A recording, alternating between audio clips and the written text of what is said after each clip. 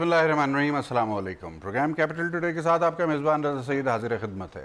उम्मीद है इख्तिताम हफ्ता आपका अच्छा गुजरा होगा। पाकिस्तान में तेल की कीमतों में इजाफ़ा कर दिया गया। आम तरीन ख़बर जिसको उर्फ़ आम में लोग पेट्रोल बम भी कहते हैं, ये इजाफ़ा तकरीबन 6 रुपये फ़ी लीटर के हिसाब से किया गया, जिसको अगर आप परसेंटेज में लगाएं तो लगभग 7% का इसमें इजाफ़ा किया गया। दिलचस्प बात यह है कि बैनुल अक़वामी मार्केट में जो तेल की कीमतें हैं उसमें इस्तेहकाम है और बल्कि किसी हद तक उसमें कमी का रुझान है। ऐसे में हुकूमत पाकिस्तान की ऐसी क्या पॉलिसी थी, ऐसी क्या ज़रूरत थी और ऐसी क्या मजबूरी थी कि ऑयल प्राइसेस में 7% तक का इजाफ़ा कर दिया गया। बज़ाहिर ऐसा ही लगता है कि ये अमल इस वजह से नागुज़ीर समझा गया कि फ़ेडरल बोर्ड ऑफ रेवेन्यू अपने टैक्स के जो अहदाफ हैं उनको हासिल करने में अब तक कामयाब नहीं हो सका, जिसकी वजह से वो आसान तरीक़ा जो आवाम की जेबों में हाथ डालकर इनडायरेक्ट टैक्सेस के ज़रिए रेवेन्यू के शॉर्टफॉल को कवर करने का एक घिसा पिटा रिवायती काबिल मज़म्मत और एक ऐसा मेथड के जिसको माजी करीब में पाकिस्तान तहरीक इंसाफ के सरबरा और पाकिस्तान तहरीक इंसाफ के रहनुमा बहुत सख्त अल्फाज में जिसकी मज़म्मत करते रहे हैं, वो इक़दाम पाकिस्तान तहरीक इंसाफ की हुकूमत ने उठाया है। इसका क्या पस मंज़र है, क्यों मजबूर हुए वो ये इक़दाम उठाने में, और उनके पास इसके अलावा क्या और कोई रास्ता नहीं था कि जिससे वो मुल्क की इक़्तिसादी सूरत हाल को सहारा देने के लिए आवाम पर बरह रास्त बोझ डाले बग़ैर कोई स्ट्रैटेजी अडॉप्ट कर सकते हैं। इस मौजू पर आज ज़्यादा हमारी गुफ्तगू रहेगी। स्टूडियो में मौजूद हैं हमारे साथ सीनियर तज्ज़ियाकार हैं, ब्यूरो चीफ़ हैं रॉयल न्यूज़ के मोहतरम जनाब नईम सिद्दीकी साहब। अस्सलाम वालेकुम नईम साहब। वालेकुम अस्सलाम। सिद्दीकी साहब, तेल की कीमत में इजाफ़ा एक इतना आसान तरीक़ा है महंगाई बढ़ाकर लोगों की जेबों से बरह रास्त पैसे निकाल के अपने शॉर्टफॉल को पूरा करने का, जी बिल्कुल, कि ये तो वजारत ख़जाना का जो सेक्रेटरी होता है जी वो भी काफ़ी है इसके लिए। फिर ये हुकूमत की ज़रूरत क्यों होती है, वज़ीर ख़जाना क्यों चाहिए होता है, वज़ीर आज़म क्यों चाहिए होता है आपको, अगर वही इक़दाम आपने लेने हैं जो ब्यूरोक्रेसी की फाइल पुशर्स जो हैं जिसको रिकमेंड करके एक अफसर से दूसरे अफसर की मेज़ तक भेजते हैं, अगर हुकूमत ने वही इक़दाम लेने हैं तो फिर ये कैसी तब्दीली है? बहुत बहुत शुक्रिया रज़ा साहब। देखिए, आप अगर थोड़ा सा पीछे जाएँ तो इमरान खान साहब ने जो नारा लगाया था इक़्तिदार में आने से पहले, वो ये था कि हम टैक्स डबल करेंगे। जी, 4000 बिलियन अगर हमें आ रहा है तो 8000 बिलियन करेंगे। जी। दूसरा उन्होंने कहा था हम 200 अरब डॉलर जो है ना बाहर से लेके आएंगे। तीसरा उन्होंने कहा था कि हम फॉरेन डायरेक्ट इन्वेस्टमेंट जो है वो पाकिस्तान में लेके आएंगे। जी। और चौथी बात उन्होंने ये की थी कि हम IMF के पास नहीं जाएंगे। जी। अब इन चार चीज़ों की बुनियाद के ऊपर उन्होंने अपना एक जो मुआशी मैनिफेस्टो था वो उनका ये था कि हम इस मुल्क की जो इक़्तिसादियत और मईशत को बेहतर करेंगे, ये सारे काम करेंगे। लेकिन हुआ इसके सब कुछ बिल्कुल बरअक्स। आप देखें कि इस वक्त दुनिया में इंटरनेशनल मार्केट में प्राइस की ऑयल की प्राइस जो है ना कदर कम हुई है जी। लेकिन हमारा प्रॉब्लम क्या है वो देखने की बात ये है कि हमने 4700 बिलियन रुपीस का टारगेट रखा हुआ है FBR का, टैक्स कलेक्शन का, जो ऑलरेडी अभी तक 300 बिलियन डेफिसिट में जा रहा है। अब हमें किसी न किसी तरह से टैक्स इकट्ठे करने, FBR वाले कह रहे हैं कि जी हमें कुछ समझ नहीं आ रही कि हम टैक्स कैसे इकट्ठे करें। जैसे कि अभी आपने अपने इंट्रो में फरमाया कि this is a very easy way कि आप कोई भी इंडायरेक्ट टैक्सेशन अब लगा दें। अब हमारे टैक्स कलेक्ट करने के 4 ज़रिए हैं पाकिस्तान में। एक कस्टम है, एक एक्साइज़ है, एक सेल टैक्स और एक इनकम टैक्स है जी। अब ये जो सेल टैक्स और जो एक्साइज है या ये जो कस्टम है, ये तो आप इंपोर्ट में देते हैं, और सेल टैक्स ये इनडायरेक्ट टैक्सेशन में आ जाता है। अब जो डायरेक्ट टैक्सेशन है ना, जिसको हम इनकम टैक्स कहते हैं, इनकम टैक्स में टोटल 1533 अरब रुपया इन्होंने कलेक्ट किया, जिसमें 1050 अरब रुपया जो था ना वो इसमें विद होल्डिंग टैक्सेशन में था, जो कि इनडायरेक्ट टैक्सेशन में आता है। अब देखिए 500 अरब टोटल डायरेक्ट टैक्स ये मुल्क इकट्ठा कर रहा है, जो पूरे पाकिस्तान की मेरा ख्याल है कि विद होल्डिंग टैक्स बाज़ सूरतों में रिफंडेबल भी होता है। वो तो चले आप रिफंड भी ले सकते हैं, वो तो एक बात की बात है, लेकिन ये वो इनडायरेक्ट टैक्स है जो इस वक्त सबसे बड़ा टैक्स बन के रह गया है। अब ये मिशनरी जो हकीकत में जो है वो गैर फाल हो गई है इस हद तक कि वो जो रेवेन्यू टारगेट है उसको कलेक्ट करने में नाकाम रही है। अब आपने देखें कि यहाँ पे इन्होंने प्रोजेक्ट्स में जो डिस्क्रिशनरी एक्सपेंडिचर्स हैं आपके, जो डेट सर्विसिंग के जो आप पैसे देती हैं, डिफेंस के जो आप पैसे देती हैं, या तनख्वाहों के जो आप पैसे देती हैं, ये सारे वो डिस्क्रिशनरी एक्सपेंडिचर्स हैं जिसको कि आप कम नहीं कर सकते। लेकिन PSDP एक ऐसा एरिया है जो आपका नॉन डिस्क्रिशनरी एक्सपेंडिचर में आता है।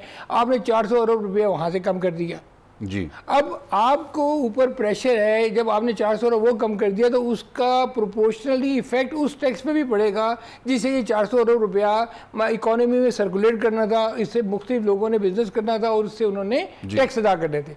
अब देखें, अब ये पेट्रोल सबसे आसान काम है कि आपने 6 रुपये कीमत बढ़ा दी, उससे इम्पैक्ट आएगा। जबकि असद उमर साहब आज बड़ी इंटरेस्टिंग बात कर रहे थे, वो कहते हैं हमने IMF से उलट किया है। IMF तो ये कह रहा था कि आप जो है ना टैक्स, आप जो है ना इसकी टैक्स बढ़ाएं।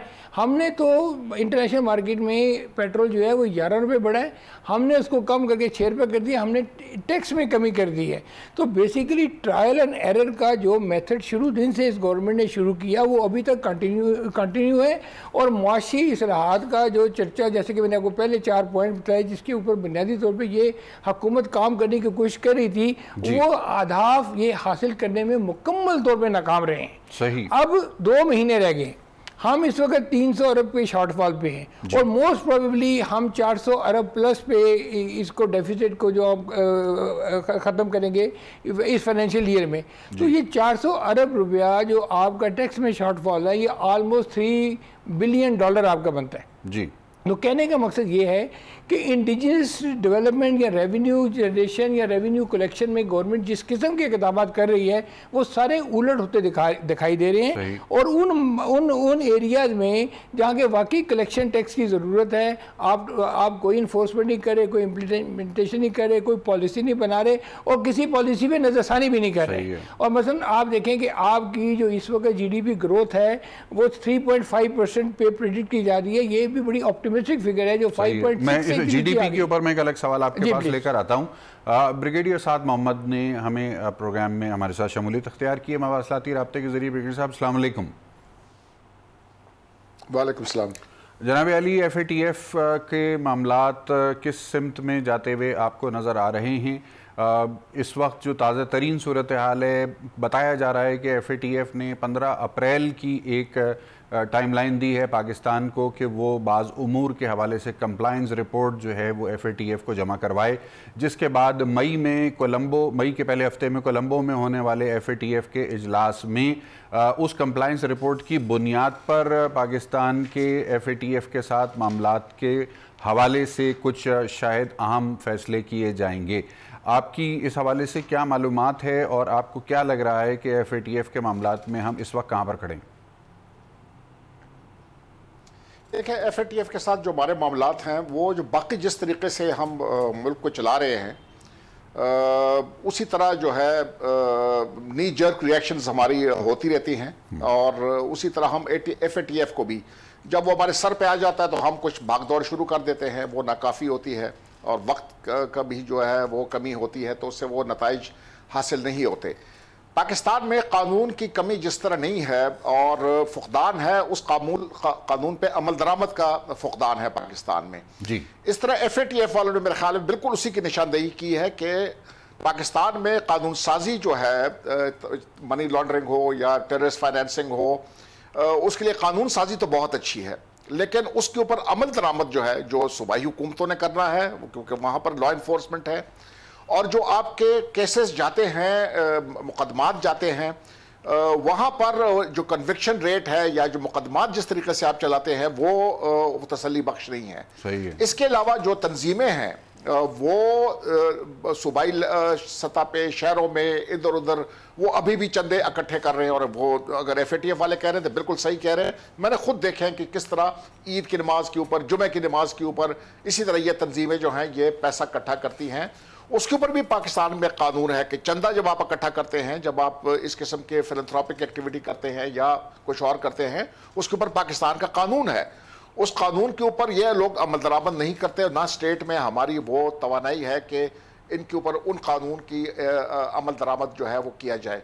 तो हमें एक बेसिक वो जो है ना एक पॉलिसी पैराडाइम शिफ्ट हमें चाहिए कि इन तंजीमों के ऊपर जब तक हम निचले सतह के ऊपर इनको पकड़ दकड़ ना करें, इनके जो फाइनेंसिंग है, जिस तरीके से ये फाइनेंसिंग करते हैं, उसके सोर्सेज के ऊपर जब तक हम कंट्रोल ना हासिल करें और इनके ऊपर मुकदमात न चलाएं, जब ये कानून की खिलाफ वर्जी करते हैं इनके ऊपर मुकदमात चलाए जाएं और इनको सजाएं दिलाई जाएं, तो तब मेरे ख्याल में कोई FATF के साथ हमारा काम बनेगा, वरना तो मुझे इस वक्त मुश्किल लगता है। सही, मतलब ये इसको आप बुनियादी तौर पे गवर्नेंस के चैलेंज के तौर पे देख रहे हैं कि FATF की जो रिक्वायरमेंट्स हैं वो जाके जुड़ती हैं उन मामलात से कि जिसमें हमारे यहाँ पहले से बने हुए और हाल ही में बनने वाले कवानीन पर अमल दरामद हमें उसकी ट्रू लेटर इन स्पिरिट के साथ होता हुआ नज़र नहीं आता, या अगर है भी तो वो इस हद तक तसल्ली बख्श नहीं है कि उसकी बुनियाद पर हम कंप्लाइंस रिपोर्ट्स जमा करवा के और अपने आप को उन शकूक व शुबात की ग्रे लिस्टों में से बाहर निकाल लें कि जिसके अंदर हम इस वक्त मौजूद हैं। महंगाई की जो सूरत हाल है, पेट्रोल की जो हालिया कीमतों में इजाफा है, इसको आप बैड गवर्नेंस के साथ जोड़ सकते हैं या इसके अलावा कुछ और है ये? देखिए, मैं तो कोई इकोनॉमिक्स का कोई वो नहीं है, मेरे पास क्वालिफिकेशन नहीं है, एक लेमैन हूँ मैं, तो एज ए लेमैन मैं इसके ऊपर तबसरा कर सकता हूँ, और वो ये है कि हमारे जो आमदन है और हमारे जो खर्चे हैं जी वो पूरे नहीं होते हैं।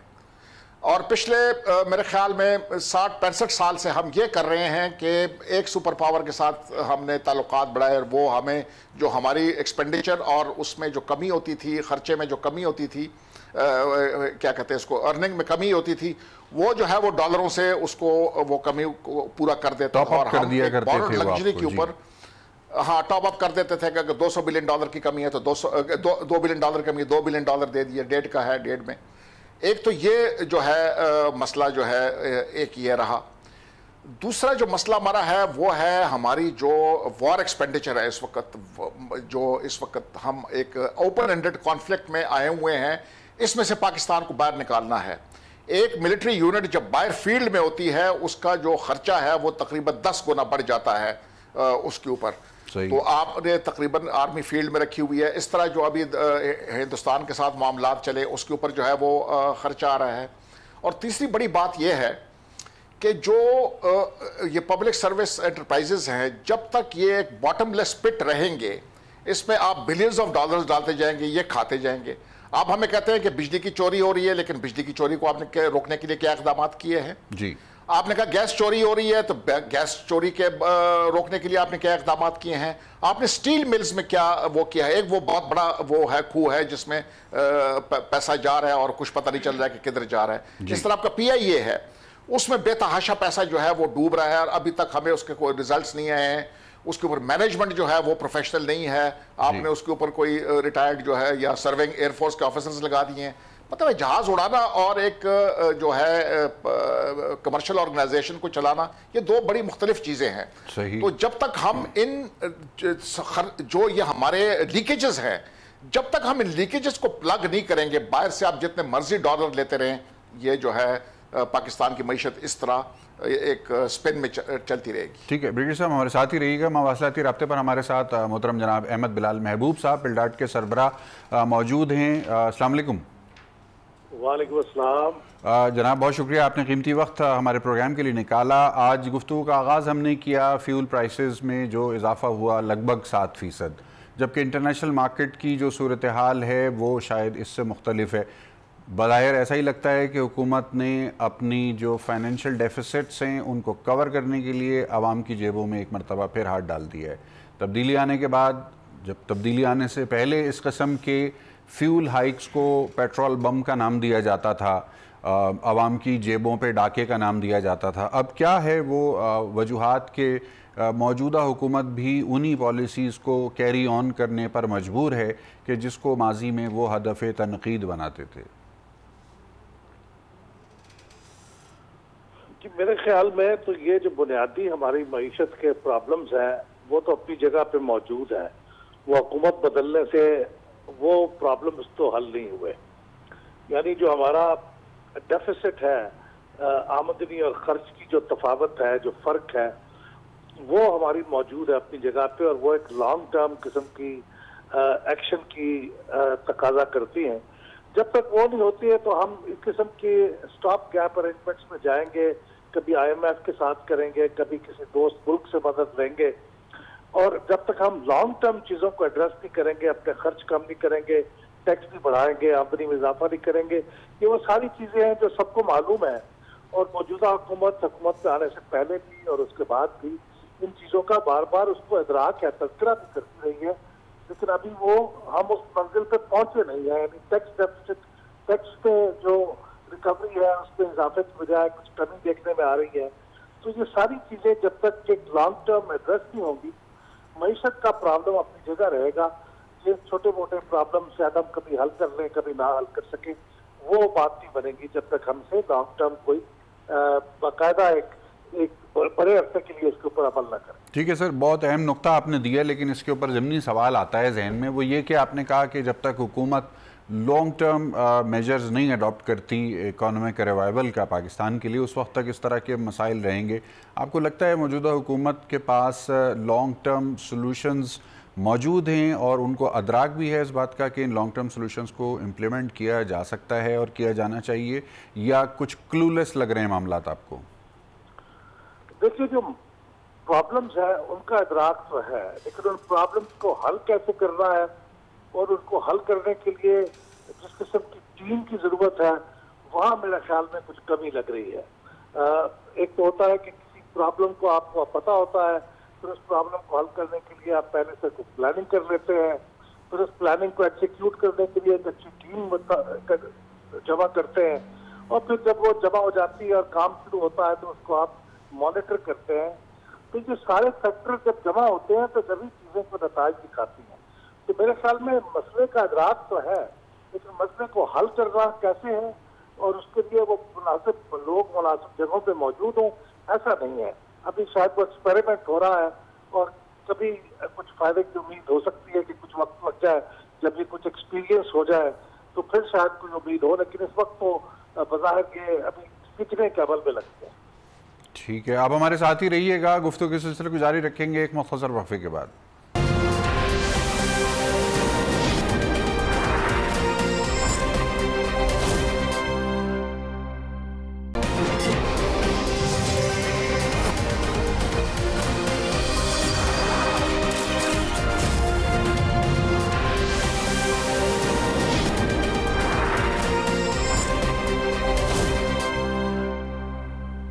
वक्फे के बाद खुश आमदीद। नईम सिद्दीकी साहब, आज एक ख़बर है, पता नहीं किस हद तक इसमें सदाकत है, लेकिन इस पर तबसरा बहुत हो रहा है और इसका ताल्लुक़ है शाह महमूद कुरैशी साहब से मंसूब कुछ बातें हैं जो मीडिया पर और सोशल मीडिया पर ज़्यादा इस वक्त गर्दिश कर रही हैं, जिसमें ये कहा जा रहा है कि शाह महमूद कुरैशी साहब ने गालिबन कैबिनेट मीटिंग में जहांगीर खान तरीन साहब की मौजूदगी को लेकर कुछ तहफ़्फ़ुज़ात का इजहार किया और फिर कहा गया कि जहांगीर खान तरीन साहब ने उसका रद्द-ए-अमल भी दिया जो पब्लिक हो गया। क्या मामला है ये?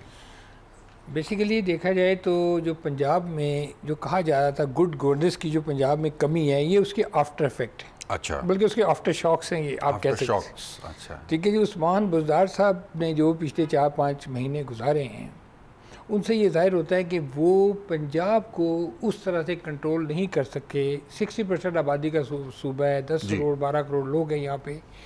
अब जब ये बात निकली है तो आपने देखा है कि इमरान खान साहब की तरफ से भी कोई मैसेज नहीं आया, लेकिन पार्टी के अंदर से दो ग्रुप बिल्कुल वाज़ह तौर पे बन गए।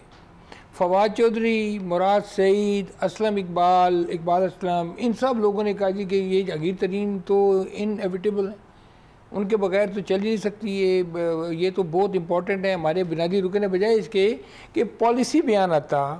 तो इससे आपको अंदाज़ा हो सकता है कि पार्टी के अंदर भी वो जो नज़्म व ज़ब्त की कमी है कि जिसमें ये कहा जाए कि भाई कोई आदमी बयान देने से पहले जो पार्टी की जो पार्टी लाइंस हैं जो उसके ऊपर अमल करे, उसके मुताबिक बयान दे। तो ये एक मैं समझता हूँ कि एक जो काफ़ी अरसे से कुछ छोटे छोटे इख्तलाफात जो बन रहे थे पार्टी के अंदर, वो खुल के सामने आ गए।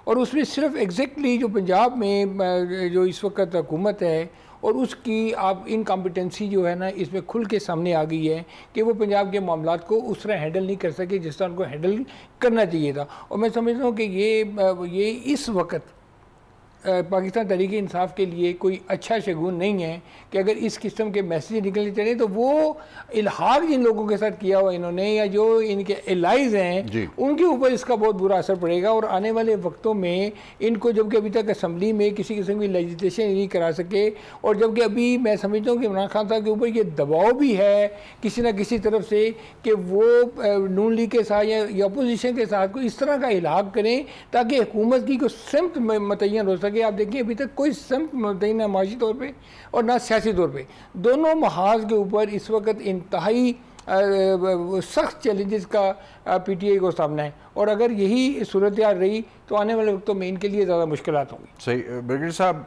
मौजूद थोड़ा सा डोमेस्टिक है, लेकिन फिर भी मैं चाहूँगा कि एक बहुत सीनियर सिटीज़न की हैसियत से, पाकिस्तानी की हैसियत से यकीनन आपकी गहरी निगाह इन तमाम मामलात के ऊपर। पंजाब में जो गवर्नेंस के चैलेंजेस हैं, ख़ास तौर पर वज़ीर आला बुज़दार साहब के हवाले से खबरें आईं, उस वक्त बहुत ज़्यादा कंट्रोवर्शियल सूरत हाल पैदा हो गई जब पंजाब असम्बली के अरकान ने अपनी तनख्वाहों और मराहत में अज़ खुद इजाफ़े का बिल मंजूर किया। खान साहब ने उस पर बरहमी का इज़हार किया, बुज़दार साहब के साथ उनकी 1-on-1 मुलाकात हुई, और कल ये ख़बर काफ़ी सर्कुलेट हुई कि पंजाब के हवाले से जो वज़ीर आला पंजाब के तर्जुमान मोहतरम जनाब शहबाज गिल साहब हैं, उनको खुसूसी इख्तियारात तफवीज़ किए गए हैं वज़ीर आज़म जनाब इमरान खान की ख्वाहिश पर, और उन इख्तियारात के तहत के जिसका एक मुमकिन नोटिफिकेशन भी सोशल मीडिया पर काफ़ी गर्दिश कर रहा है, उन इख्तियारात के तहत उनको अमली तौर पर वज़ीर आला पंजाब के मसावी या वज़ीर आला पंजाब जैसे इख्तियारात दे दिए गए हैं। ये जो एक्सपेरिमेंटेशन हो रही है पंजाब में, इसको आप किस नज़र से देख रहे हैं? मेरे ख्याल में जो ये पंजाब का सूबा है, पाकिस्तान का सबसे बड़ा सूबा है, 12 करोड़ 13 करोड़ आवाम है वहाँ पर जो रहते हैं, ये बहुत कॉम्प्लेक्स सूबा है, और उसका सबसे बड़ा जो इलेक्टोरल पॉलिटिक्स में उसका एक रोल है वो है कि जो पंजाब में जीतेगा वो पाकिस्तान के ऊपर हुकूमत करेगा, इसमें कोई दो राय है नहीं। अभी ये जो इन्होंने वज़ीर आला लगाया ये नाकाबिल फ़हम है कि मुझे आप इनको, अगर इमरान खान से अगर मैं सवाल पूछता कि क्या आप इसको शौकत खानम के बोर्ड ऑफ गवर्नर्स के आप डायरेक्टर बनाते और शौकत खानम इनसे रन कराते, तो वो मेरे ख्याल में बिल्कुल उनका जवाब नफ़ी में होता और वो कहते कि नहीं। तो आपने कितना बड़ा सूबा इसको दे दिया, वो उनकी बस की बात नहीं है। बुज़दार साहब बहुत अच्छे आदमी होंगे, बहुत शरीफ आदमी होंगे, मुझे उससे कोई वो नहीं है जी। उनमें कैपेसिटी नहीं है, ये कैपेसिटी कुदरत की तरफ से होती है, अल्लाह ताला की तरफ से होती है। उनका ना कोई तजुर्बा है, ना उनका कोई जो है इस तरह की कैपेबिलिटी है कि जो वो इस सूबे को ऐसा तरीके से इसको आगे ले जा सके। तो पंजाब में मसाइल पैदा हो रहे हैं और वो पार्टी के अंदर असरअंदाज हो रहे हैं, क्योंकि अभी अगर आप अगले इलेक्शन की तरफ देख रहे हैं, 4.5 साल बाद दोबारा ये इलेक्शन मोड में जाएंगे, तो अगर पंजाब में ये हालत रही जो अभी इस वक्त हालत है, तो इन सारों के ऊपर असरअंदाज होंगे। और दूसरी बात यह है कि जो PTI है एज अ पार्टी, ये इसमें ये एक नई पार्टी है। मैं उसको इसलिए नई पार्टी कहता हूं क्योंकि 6-7 साल पहले इसके अंदर ये इलेक्टेबल्स की परवाज हुई, वो बाकी जितने भी पुराने थे वो साइडलाइन हो गए और ये इलेक्टेबल्स की परवाज है यहां पर आए 2011 के बाद से। इसमें जो पैकिंग ऑर्डर है, हाँ, तो 2011 के बाद से, तो इसमें जो पैकिंग ऑर्डर है वो उसका अभी तक तयन नहीं हो सका है। अच्छा। कि कौन है जो नंबर 2 है, कौन है नंबर 3 है। पैक लीडर का तो हमें पता है कि वो इमरान खान साहब है, लेकिन नंबर 2 कौन है जानकी। जो अभी इसका शाह महमूद कुरैशी साहब की बातों से सिर्फ इसके ऊपर उन्होंने बात नहीं की, उन्होंने तो जो इमरान खान साहब का जो डिसीजन था कि बेनजीर इनकम सपोर्ट प्रोग्राम का जो नाम है उसको तब्दील किया जाएगा, उन्होंने फैसला कर दिया था, तो उसकी उन्होंने मुखालिफत की। तो मतलब है कि ये बहुत बड़ी बात है कि वो जो पार्टी लीडर की जो फैसला है उसकी मुखालिफत कर रहे हैं, मुशावरत की नहीं कि मुशावरत में कहीं आप वो करें, तो उन्होंने मुखालिफत की। तो इसका मतलब है कि वो समझते हैं कि जहांगीर तरीन साहब जो हैं वो पंजाब में और खुसूसन जनूबी पंजाब में वो इनसे ज्यादा जो है मौसर हो गए हैं। मुल्तान का भी इलेक्शन भी हुआ है, इनको मुल्तान के इलेक्शन से भी जो है वो निकाला गया, इनके साहिबजादे जो थे वो भी कामयाब नहीं हुए। तो वो ये अभी वो फील कर रहे हैं कि जो पैकिंग ऑर्डर के अंदर है वो अभी वो 3रे दर्जे पे चलेंगे, 4थे दर्जे पे चलेंगे और जहांगीर तरीन साहब जो है वो आगे हैं। लेकिन इनका वजन है इनकी बात में जी कि एक आदमी जो पब्लिक ऑफिस होल्डर नहीं है, कोई ऑफिशियल नहीं है, उसका हक नहीं बनता है। ये कानूनी तौर पे ये गलत बात है कि वो कैबिनेट मीटिंग्स के अंदर बैठे, क्योंकि कैबिनेट मीटिंग्स के अंदर बड़ी ही हसास बातें जो है वो वहां पर होती हैं, जिसके ऊपर ओथ के नीचे होने चाहिए, ताकि कल अगर खुदा न खास्ता कोई इस किस्म की बात जो है वो बाहर निकाले तो कम से कम आपने ओथ लिया हुआ है, तो आप उसको ओथ के तहत आपको कानून की गिरफ्त में आ सकते हैं। लेकिन अगर आपने ओथ नहीं लिया हुआ है तो आप किसी जगह पे बातचीत कर सकते हैं।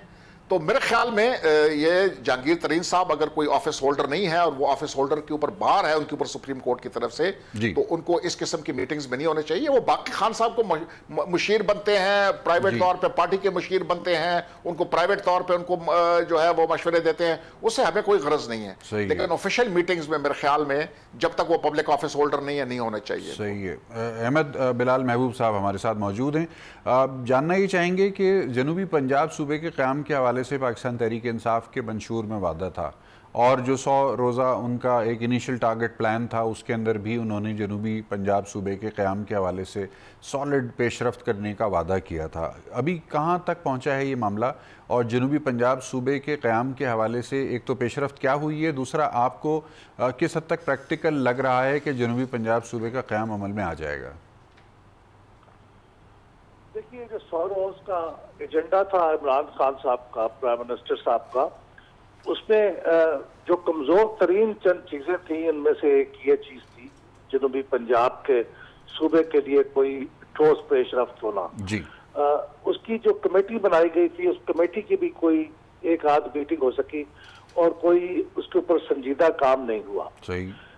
अब सूरत हाल ये है कि ये सूबा बनाने का काम बड़ा पेचीदा है पाकिस्तान के दस्तूर के तनाजुर में। जब तक वो आपके पास वो नंबर ना हो सूबाई असम्बली में 2/3 ना हो, और फिर कौमी असम्बली में 2/3 ना हो, और फिर सेनेट पे 2/3 ना हो, आप ये नया सूबा बनाने का काम नहीं कर सकते। तो मेरे ख्याल में इसका इदराक सबको है कि इस वक्त जो असम्बलियों के अंदर इनकी जो नंबर्स हैं वो इस तरह के नहीं है किस किस्म की कोई तजवीज सामने ला सके, और इस तरह की भी कोशिश कोई नजर नहीं आती कि इन्होंने अपनी मुखालिफ पार्टियों के साथ कोई कंसेंसस डेवलप करने की कोशिश की हो, बल्कि उस पर तो ताल्लुकात दिन ब दिन खराब से खराबतर होते हुए नजर आ रहे हैं। तो ऐसा इम्कान भी नजर नहीं आता कि किसी ऐसी कॉमन चीज के ऊपर ये PMLN को, क्योंकि PMLN भी इस बात की हिमायत करती है कि जनूबी पंजाब का एक सूबा होना चाहिए, अगरचे वह भावलपुर का सूबा भी तजवीज करते हैं, और पीपल्स पार्टी भी इसकी हिमायत करती है। तो इनको साथ लेके जाना थ्योरेटिकली तो ये मुमकिन है, लेकिन चूंकि पार्टियों को साथ लेके चलने का कोई बहुत ज्यादा कोशिश नजर नहीं आ रही PTI की तरफ से, तो इसलिए मेरे ख्याल में ये एक थ्योरेटिकल सी चीज है, मंशूर में लिखी हुई जरूर है, लेकिन वो शायद जब वक्त आएगा तो इसको डिफेंड इस तरह से कर लेंगे कि हमारे पास वो तादाद नहीं थी जिसकी बुनियाद पे हम ये काम कर सकते। तो मुझे नहीं लगता कि प्रैक्टिकली इसमें कोई ठोस पेशरफ्त होने का इम्कान है। अच्छा, मैं चाहूँगा कि आप इस पे भी तबसरा कीजिए। जो एक नोटिफिकेशन सर्कुलेट कर रहा है गालिबन 18 मार्च की, उसके ऊपर तारीख डली हुई है, जिसमें वज़ीर-ए-आज़म साहब का जिक्र है कि उनकी ख्वाहिश पर वज़ीर आला के तर्जुमान जनाब शहबाज गिल साहब को खुसूसी इख्तियारात तफवीज़ किए गए हैं। ये नोटिफिकेशन, इसकी प्रेसिडेंस कैसी है और इसकी प्रैक्टिकलिटी कैसी नज़र आती है आपको पंजाब गवर्नमेंट के तनाजुर में? देखिए, जो नोटिफिकेशन मैंने देखा है सोशल मीडिया पे सर्कुलेट होते हुए, उसमें तो सिर्फ उनको इस हद तक इख्तियारात दिए गए हैं कि वो पब्लिक सर्विस डिलीवरी के महकमों की इंस्पेक्शन जाके कर लें चीफ मिनिस्टर के बिहाफ पे जी। और ये चीफ मिनिस्टर साहब की तरफ से, उनके ऑफिस की तरफ से जारी किया गया नोटिफिकेशन है।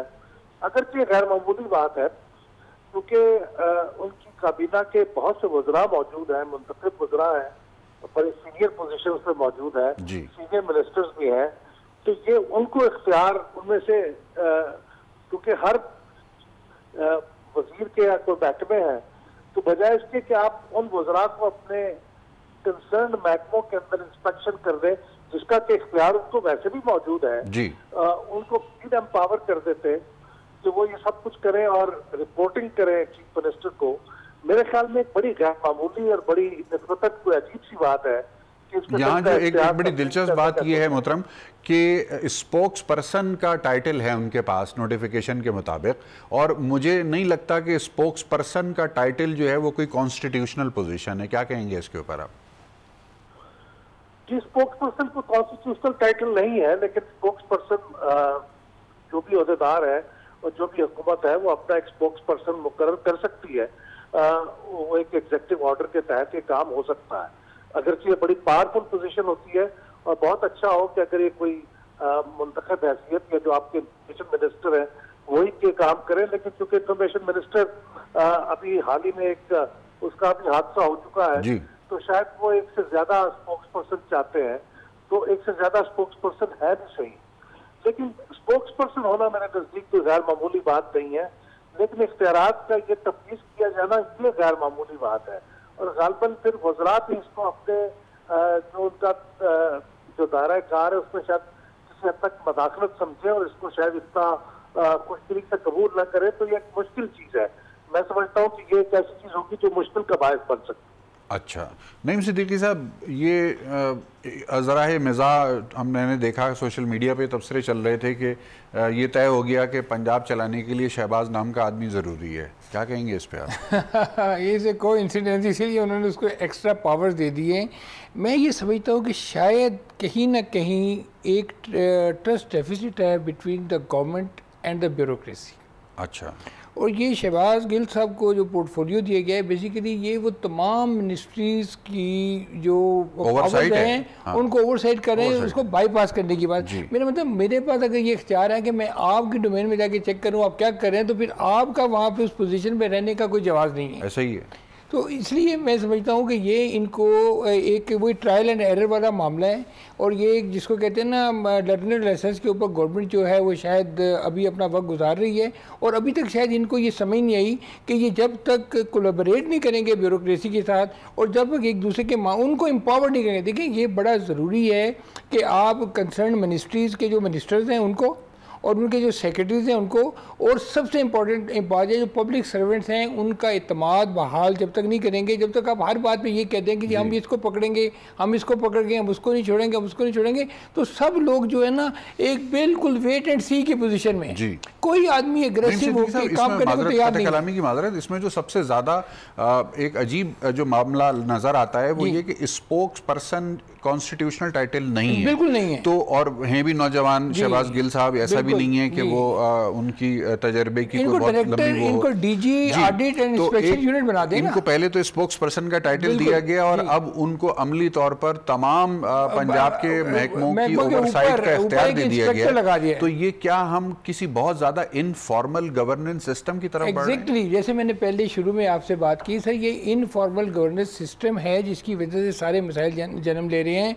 आप देखें कि KPK में आतिफ खान और परवेज़ खट्टक का मसला चला, ठीक है, पंजाब में। अब ये दो मेजर पिलर हैं, ये जो शाह महमूद कुरैशी और जहांगीर तरीन साहब, ये दोनों इक्वल लेवल के जो PTI में लीडर्स हैं, और दोनों अब इस रस्साकशी में रहते हैं जो जिसकी बात चल रही है। तो इसका सारा असर जो है ना पंजाब की सियासत पर पड़ेगा, और पंजाब की गवर्नमेंट ही इससे वीक होगी। और आने वाले वक्तों में अगर इसी किस्म के आपने इंस्पेक्टर बीच में से लोगों को अपॉइंट करना शुरू कर दिया, तो ये जिस तरह कार्य सरकार में मदाखलत है, ये इसी किस्म की जो आप इसको सियासी और इंतज़ामी मदाखलत का जिम्मेदार इनको करार दे सकते हैं। और ये मैं समझता हूँ कि ये कोई मुनासिब फैसला नहीं हुआ और इस तरह नहीं होना चाहिए था। सही।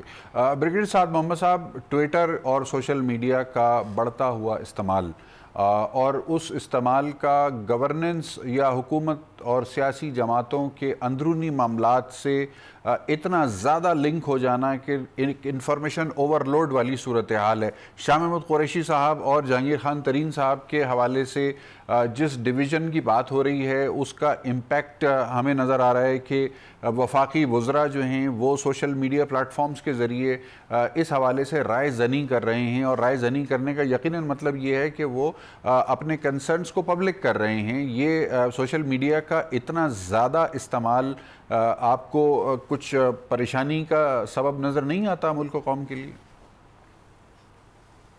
देखें, हर जो मीडिया होता है उसका आप एक मुस्बत पहलू होता है, एक उसका मनफी पहलू होता है।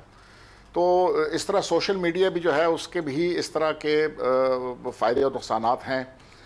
हमारे जो मुसीबत मुझे जो सही नज़र आ रही है वो ये है कि जो मैच्योरिटी लेवल है हमारी लीडरशिप का उसमें बहुत कमी आ गई है, और वो जो है ना बड़ी छोटी छोटी बातों के ऊपर और इसके ऊपर तबसरे करते हैं, जहां पर उनको बातचीत करनी चाहिए, पॉलिसी के ऊपर करनी चाहिए, पाकिस्तान की जो फ्यूचर है उसके ऊपर बातचीत करनी चाहिए, रिफॉर्म्स के ऊपर बातचीत करनी चाहिए, लेजिस्लेशन के ऊपर बातचीत करनी चाहिए, वो बड़े ही घटिया लेवल के ऊपर आके और एक दूसरे के ऊपर ज़ात के ऊपर या ऐसे जो वो ज़ुबानी अल्फाज होते हैं वो इस्तेमाल करते हैं, गंदे अल्फाज इस्तेमाल करते हैं। हम मीडिया वाले जो है वो भी उससे मज़े लेते हैं, हमारी कौम भी उससे मज़े लेने शुरू कर दी है, और हम एक ऐसी सूरत हाल में आ गए हैं जिससे हमारा मुल्क जो है वो महंगाई देखें या इकोनॉमिक सिचुएशन आप अपनी देख लें या दुनिया में हमारी जो स्टैंडिंग है उसको आप देख लें, हम कमज़ोर से कमज़ोर तर होते जा रहे हैं। लेकिन हम आपस की ये लड़ाइयाँ और ये छोटी लड़ाइयाँ और एक दूसरे पर जुमले कसना, ये इससे हमें बाहर निकलना चाहिए। सोशल मीडिया का आप इस्तेमाल करें कौम के अंदर इंटीग्रेशन पैदा करने के लिए, पाकिस्तान के मसाइल के ऊपर बातचीत करने के लिए, पाकिस्तान को आगे ले जाने के जो है वो जो है कि क्या वो हो सकते हैं कि किस तरह पाकिस्तान को आगे लिया जाए, पाकिस्तान के नाम को किस तरह रोशन किया जाए, पाकिस्तान को दुनिया के लिए कैसे ओपन किया जाए, इनके ऊपर बातचीत करें, ना कि जिस लेवल के ऊपर जिस सतह की ये बातचीत कर बंदे को शर्म आती है। ठीक है, गुफ्तगू के सिलसिले को जारी रखेंगे एक मुख्तसर वक्फे के बाद।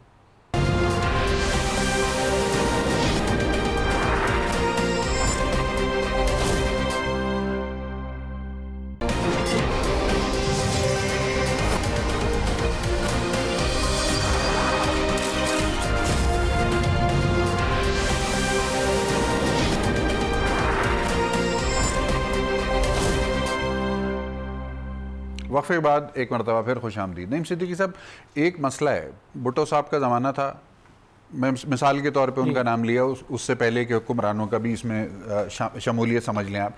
उनके ज़माने में मीडिया और इंफॉर्मेशन एज नहीं थी, तो भुट्टो साहब अक़वाम मुत्तहिदा में जो कुछ करके आए उसको हमने सिर्फ उतना ही जाना उसके बारे में जो उन्होंने कहा, और वो एक अजीम रहनुमा करार पा गए, उसमें कोई शक नहीं है कि वो एक बड़े रहनुमा हैं।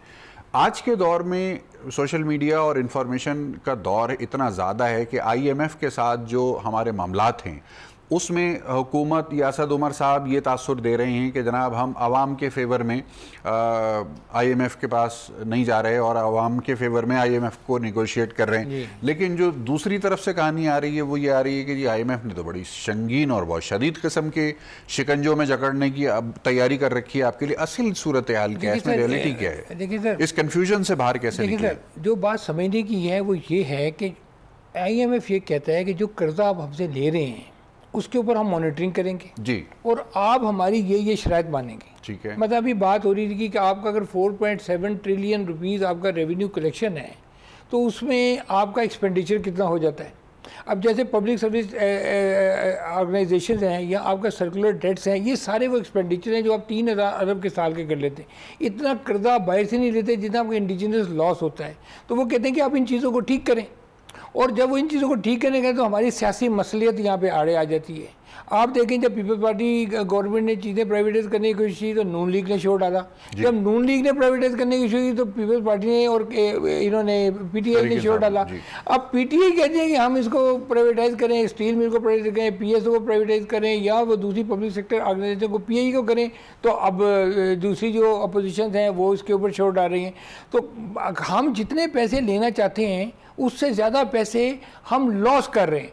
तो कहने का मकसद ये है कि वो जो पैसा बाहर से लोन की सूरत में मांग रहे हैं IMF से, वो बेसिकली कंस्ट्रक्टिव जो हमारे प्रोजेक्ट्स हैं डेवलपमेंट के ऊपर खर्च नहीं हो रहा, वो ये तो या डेट सर्विसिंग के लिए खर्च हो जाएगा या लोन को पे करने के हम कर्जा लेंगे। तो ये सारी जो शराइत हैं IMF लगाता है, वो कहते हैं कि ये जो पैसा हम आपको दे रहे हैं हम इस पर चेक एंड बैलेंस करेंगे। और पिछले जो हमारा ये छठा बड़ा प्रोग्राम IMF का, और हमारे पिछले सिर्फ एक शौकत अजीज़ साहब के ज़माने में एक प्रोग्राम कंप्लीट हुआ था, बाकी प्रोग्रामों में एक ट्रेंच ली उसके बाद ख़त्म कर दी, आगे उसको फॉलोअप नहीं किया। और सबसे इम्पोर्टेंट ये है कि हमने खुद भी उसका चेक एंड बैलेंस रखने की कोशिश नहीं की। तो जब भी हम वर्ल्ड बैंक, IMF या एशियन डेवलपमेंट बैंक पे जाते हैं तो वो डेफिनेटली अपनी शरह लगाएंगे। वो कहेंगे कि आप अपना रेवेन्यू बेस ठीक करें, आपकी टैक्स कलेक्शन ठीक नहीं है, आप वो सेक्टर्स को टैक्स नेट में लेके हैं जो कि आपको टैक्स पे नहीं करे। तो ये कब तक हम इतने कम रेवेन्यू पे गुजारा करेंगे? और जब तक हम इंडिजिनस डेवलपमेंट नहीं करेंगे, रेवेन्यू नहीं बढ़ाएंगे, और हमारी ये जो लॉसेज हैं पर्टिकुलरली जो हमारी ब्लीडिंग हो रही है, देखिए ये जो फॉरेन रिजर्व है ना सर, ये ऐसे ही होती हैं जैसे आपके जिस्म में खून नुचड़ता है ना, इस तरह जब ये डिप्लीट होते हैं तो वैसे आपको फील होता है। और ये कंट्री की इकोनॉमी की वही सिचुएशन होती है जो जैसे आपका ब्लड जो है वो आपकी वेन में से नहीं कर रहा है, तो उसको बंद करने के लिए, उसके वो पट्टी लगाने के लिए आपको बहुत सख्त मेजर्स करने पड़ेंगे। और अगर आप ये नहीं करेंगे तो ये भी जो आप प्रोग्राम में आप जा रहे हैं इसको भी आप सही तरह का आप एग्जीक्यूट नहीं कर सके। इस वक्त 99 बिलियन डॉलर हमारा एक्सटर्नल डेट है, 73% ऑफ GDP हमारा एक्सटर्नल डेट इस वक्त तक हो चुका है। तो अगर हमने इसको सही तरह से मेंटेन नहीं किया, हमारी इस वक्त महंगाई की शरह 5 साल की हाईएस्ट सतह पे है। पिछले एक साल में मार्च से लेके इस मार्च तक 9.41% आपकी महंगाई बढ़ी है। ये जो ब्यूरो स्टैटिस्टिक्स ने जो अभी अदाद शुमार दिए हैं, पिछले महीने से इस महीने के दौरान 1.42% आपकी महंगाई बढ़ी है। तो बेसिकली आप पहले हाउस इन ऑर्डर तो करें। कौन करेगा? मतलब एक गवर्नमेंट आती है वो पिछली गवर्नमेंट ब्लेम डालती है, पिछली गवर्नमेंट होती है पिछली गवर्नमेंट, तो ये कब तक चलेगा? मेरा मतलब मईशत का जीरो जो है ना बड़ा मैटर करता है सर। सियासत के जीरो में और मईशत के इसमें फ़र्क है कि वो किसी के आगे लग जाए तो उसको जीरो कर देता है, पीछे लगे तो उसकी वैल्यू बन जाती है। तो मकसद कहने का सर ये है कि अब मईशत पे सियासत को ख़त्म होना चाहिए। This is our last chance. FATF का मामला आपके सामने है। ऑस्ट्रेलिया जो है वो इस रीजन का, एशिया पैसिफिक का प्रेसिडेंट है, इंडिया उसका को पार्टनर है। आप इतनी मतलब एक इतने अपोनेंट के साथ, एक एनिमी के साथ आप लड़ाई लड़ें, वो कैसे आपको ग्रे लिस्ट से या ब्लैक लिस्ट में से निकलने में आपकी मदद करेगा? तो यू हैव, ये जो 15 पॉइंट्स हैं FATF के, इसके ऊपर आपको बड़ा रिगरसली, ऑनेस्टली काम करना पड़ेगा। पॉलिसीज़ इंप्लीमेंट करनी पड़ेंगी और पॉलिसीज़ क्लियरली इंप्लीमेंट करनी पड़ेंगी। अब वो मसलियत की सियासत या मसलियत की मईशत को आप ख़त्म कर दें, और दिस इज़ वेरी इंपॉर्टेंट। और कोशिश करें कि वो सेक्टर्स जो वो कहती हैं उनके जो लॉसेज है उसको कंट्रोल करें, और रेवेन्यू जो है उसको इंक्रीज़ करने की कोशिश करें। और जो आपकी GDP ग्रोथ है, जैसे मैंने आपको कहा कि वो 3%, 3.5% पे आ गई है, ये बहुत ख़तरनाक है, बड़ी अलार्मिंग स्टेज है सर। अगर आपने यहाँ भी अपने को एड्रेस नहीं किया तो ये सियासत वगैरह सब यहीं रह जाएगी। और हमारे जो हम प्रोजेक्ट कर रहे हैं इस वक्त रुपये को, वो 145 तक आपका रुपये ऑलमोस्ट टच कर गया है ओपन मार्केट में। और उसके बाद अगर आप इससे ऊपर जाते हैं और आपके पास कोई सरप्लस जो है एक्सपोर्टेबल प्रोडक्ट नहीं है जिसकी वजह से आप अपनी करेंसी को गिराते जाएं, और अगर आप करेंसी को स्टेट बैंक अगर इंटरवीन करता है अपने पास डॉलर लाके, तो वो लॉन्ग टर्म सोल्यूशन नहीं है, वो शॉर्ट टर्म सोल्यूशन है। तो हमें लॉन्ग टर्म सोल्यूशन और लॉन्ग टर्म पॉलिसी जो है ना अब बिल्कुल क्लियर कट इसको जो अडॉप्ट करनी पड़ेगी। सही। ब्रिगेडियर साहब, मोहम्मद साहब, आपसे एक सवाल है। पाकिस्तान में पॉलिटिकल पार्टी जो हुकूमत बनाती है या जो कोalition बना के हुकूमत लेके आते हैं, उनकी कारकर्दगी पब्लिक के सामने होती है, उस पर तनकीद भी होती है। उस कारकर्दगी की बुनियाद पर इंतखाबी मुहिम चलती है, हार जाते हैं या जीत जाते हैं, इसका फ़ैसला भी हो जाता है। एक हमारे सिस्टम का एक कंपोनेंट है जो बड़ा क्रिटिकल, क्रूशल और सर्विस डिलीवरी और गवर्नेंस के हवाले से मैं समझता हूँ कि अहम तरीन शोबा है, उसके ऊपर हम बिल्कुल बात नहीं करते और उसके अंदर रिफॉर्म्स के हवाले से भी कोई आवाज़ सुनाई नहीं देती। वो हमारा ब्यूरोक्रेसी का स्ट्रक्चर है। यही वो ब्यूरोक्रेसी स्ट्रक्चर है जो पिछली हुकूमतों के लिए भी माविन व मददगार थे। वही ब्यूरोक्रेसी स्ट्रक्चर मौजूदा हुकूमत के लिए भी माविन व मददगार हैं। बज़ाहिर ऐसा क्यों लगने लगा है कि ब्यूरोक्रेसी को एड्रेस किए बग़ैर हम शायद अपनी गवर्नेंस को बेहतर कर नहीं सकेंगे? क्या कहते हैं इसके ऊपर? देखें, ये हमने जो ब्रिटिश इंडिया है उससे बहुत एक अच्छी ब्यूरोक्रेसी इनहेरिट की हमने। इंडियन सिविल सर्विस होती थी जिसको बाद में हमने civil service of Pakistan CSP कहना शुरू कर दिया था। उसके अंदर सबसे पहले मुदाखलत अयूब खान साहब ने की, जब उसके अंदर लेटरल एंट्री उन्होंने शुरू कर दी। फौज के अफसरान को जो है और बाकी जो उनके मंजूर नज़र टाइप लोग थे उनको लेटरल एंट्री करा के और उसमें घुसेड़ दिया ताकि जो वो हुकूमत उनके ऊपर असरअंदाज हो सके, उनके कारकर्दगी के ऊपर उसके बाद जुल्फ़िकार अली भुट्टो साहब ने तो उनकी बिल्कुल जो है वो सारों को अमलगमेट कर दिया, CSP ख़त्म कर दिया, CSS कर दिया, सारों को एक जगह पे ले आए जी। और उनकी जो प्रोटेक्शन थी, कॉन्स्टिट्यूशनल प्रोटेक्शन थी, वो उन्होंने ख़त्म कर दिया उसको। उसमें सियासत आ गई हमारी ब्यूरोक्रेसी में। तो उसमें फिर अगर आप अभी देख रहे हैं पिछले जो, अगर आप सन 71 के बाद देख रहे हैं तो अभी आपको ब्यूरोक्रेसी जो है नजर आती है। ये पीपल्स पार्टी के जी ब्यूरोक्रेट्स हैं, ये PMLN के ब्यूरोक्रेट्स हैं, ये PTI के ब्यूरोक्रेट्स हैं जी। जब आपने इस किस्म की चीज़ों में उनको वो कर दिया, तकसीम कर दिया है, वो आपको डिलीवरी नहीं कर सकेंगे। ऊपर से जो हमारे ये जो अभी नैब के लोग हैं, इन्होंने बिल्कुल ऐसे उनको पकड़ दकड़ शुरू की हुई है, उनकी बेइज्जती होती है कि उन्होंने अपना काम छोड़ दिया है।